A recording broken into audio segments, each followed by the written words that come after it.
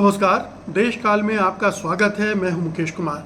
दोस्तों, महाराष्ट्र की राजनीति में इस समय एक सवाल बड़ा ज़ोर शोर से उठाया जा रहा है और वो ये है कि जो दो बड़े गठबंधन हैं, एक तरफ महायुति यानी एनडीए है और दूसरी तरफ महाविकास अघाड़ी, ये दोनों गठबंधन क्या किसी चीफ मिनिस्टेरियल फेस के साथ चुनाव में जाएंगे? क्या किसी को भावी मुख्यमंत्री के रूप में प्रोजेक्ट करेंगे? इसको लेकर काफ़ी विवाद चल रहा है। एक तरफ एनडीए में मंथन चल रहा है कि क्या एकनाथ शिंदे बिकाऊ चेहरे हैं, उनका आकर्षण पूरे महाराष्ट्र में ऐसा है कि वो मतदाताओं को खींच सकें। इसका जवाब ना में है। दूसरी तरफ देवेंद्र फडणवीस हैं, जिनको लेकर बहुत सारे कंट्रोवर्सी हो गई हैं और अब वो फेस नहीं हो सकते हैं, और अजीत दादा तो पहले ही इस रेस से बाहर हो चुके हैं। तो एनडीए में, महायुति में एक अनिश्चय तो बना ही हुआ है। ज़्यादातर संभावना ये है कि वो बिना किसी मुख्यमंत्री के चेहरे के चुनाव में उतरेगी। शिंदे चूँकि मुख्यमंत्री हैं तो वो एक चेहरे के रूप में दिखेंगे ज़रूर, लेकिन जो महायुति है, एनडीए है, उनको इस रूप में प्रोजेक्ट नहीं करेगा कि चुनाव के बाद वो मुख्यमंत्री फिर से बने रहेंगे। लेकिन दूसरी तरफ आप महाविकास अघाड़ी में देखें तो वहाँ ये कशमकश अब बढ़ती जा रही है।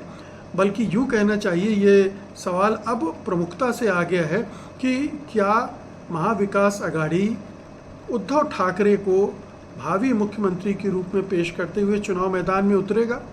इस मामले में जो बाकी दो धड़े हैं, शिवसेना उद्धव ठाकरे को छोड़कर, उनमें एक तरह की खामोशी है। खामोशी मतलब शरद पवार हालांकि कह चुके हैं पहले कि ये जो मुख्यमंत्री कौन होगा ये चुनाव के बाद तय किया जाएगा, किसकी कितनी सीटें आई हैं उसके आधार पर। लेकिन ये सवाल फिर भी बना हुआ है। कांग्रेस की तरफ से ऐसा कोई सवाल नहीं उठाया गया है, लेकिन शिवसेना की तरफ से बार बार ये प्रश्न उठाया जाता रहा है।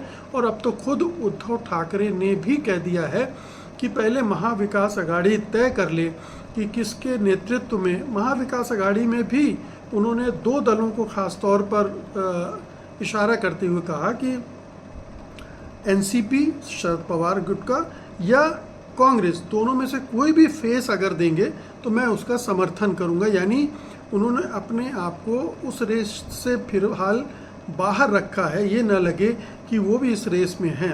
हालांकि ये काफ़ी दिनों से शिवसेना की तरफ से कहा जा रहा है कि उद्धव ठाकरे को महाविकास अघाड़ी का फेस बनाया जाना चाहिए और उनके नेतृत्व में चुनाव लड़ा जाना चाहिए।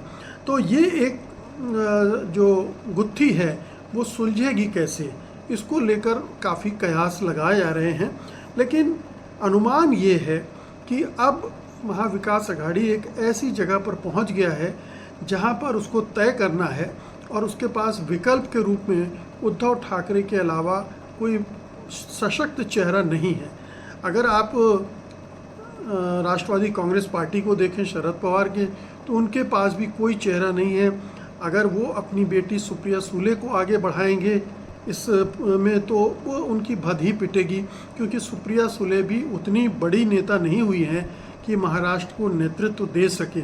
तो न तो एनसीपी के पास कोई एक ऐसा नेता है और ना ही कांग्रेस के पास कोई नेता है। पृथ्वीराज चौहान ज़रूर हैं, एक बार वो मुख्यमंत्री भी रह गए, लेकिन वो काफ़ी वर्षों पहले की बात है। अब वो उस तरह से उनकी अपील नहीं है, मास अपील उनके पास नहीं है। अगर मास अपील महाविकास अघाड़ी में किसी एक नेता की है तो वो उद्धव ठाकरे की है, और उद्धव ठाकरे की अपील भी है, उनके साथ लोगों की सिंपैथी भी है, क्योंकि उनकी पार्टी को, उनकी सरकार को तोड़कर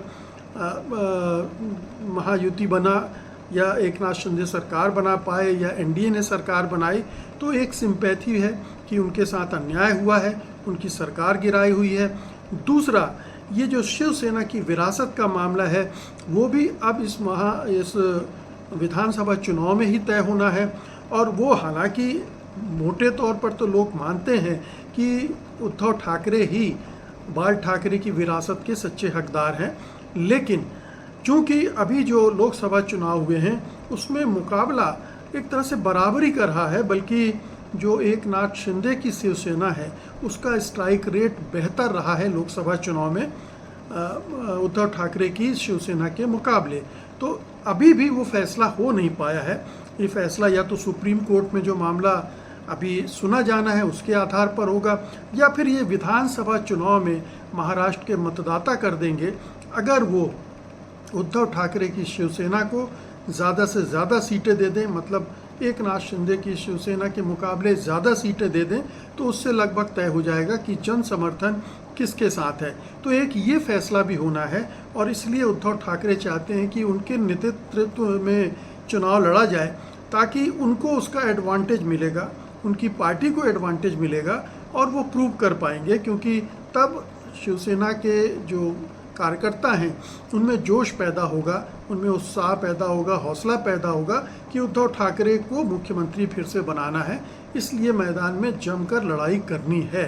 तो एक ये ऊर्जा डालने के लिए ये उद्धव ठाकरे अब चाहते हैं कि एक और कारण है जिसकी वजह से उद्धव ठाकरे का आकर्षण महाराष्ट्र में किसी भी और नेता के मुकाबले ज़्यादा है, और वो ये है कि महाराष्ट्र की राजनीति में इस समय गुजरात बनाम मराठा और या महाराष्ट्रियन जोर पकड़ चुका है। ये बात फैल चुकी है कि दो गुजराती महाराष्ट्र को बर्बाद कर रहे हैं। दो गुजराती मतलब नरेंद्र मोदी और अमित शाह, और वो गुजरातियों को ला रहे हैं। गुजरात जो बड़े प्रोजेक्ट हैं वो गुजरात ले जा रहे हैं, जिससे महाराष्ट्र का नुकसान हो रहा है। वो चाहते हैं कि मुंबई जो फाइनेंस कैपिटल है इंडिया की, उसको भी गुजरात शिफ्ट कर ले। ये एक विमर्श वहाँ चल रहा है, और गुजरातियों के प्रति एक तरह का वैमनस्य भी पैदा हो चुका है, बढ़ चुका है, और उससे एक पोलराइजेशन भी महाराष्ट्र में होना है। तो वो शिवसेना की वजह से होगा, शिवसेना की तरफ ज़्यादा होगा, इसलिए भी उद्धव ठाकरे का जो दावा है वो ज़्यादा बन जाता है। वैसे भी जो सामाजिक समीकरण है उसमें भी शिवसेना ने अपनी स्थिति बेहतर की है, ख़ास तौर से अल्पसंख्यकों को अपने साथ जोड़कर। उन्होंने वक्फ बोर्ड के में जो हेर फेर सरकार करना चाहती है उसका विरोध किया है, और कहा है कि हम बिल्कुल नहीं करने देंगे। जिस तरह से हिंदू ट्रस्ट हैं तीर्थों के, उनमें हम बदलाव नहीं करने देंगे और ना ही इनमें बदलाव करने देंगे। तो वो मुसलमानों को भी अपनी तरफ आकर्षित कर रहे हैं। तो शिवसेना अब ज़्यादा खुली हुई पार्टी है, उदार पार्टी है, ज़्यादा एक्सेप्टेबल पार्टी है, और वो उनका जो उत्तर भारत विरोधी रवैया होता था वो भी अब नहीं है।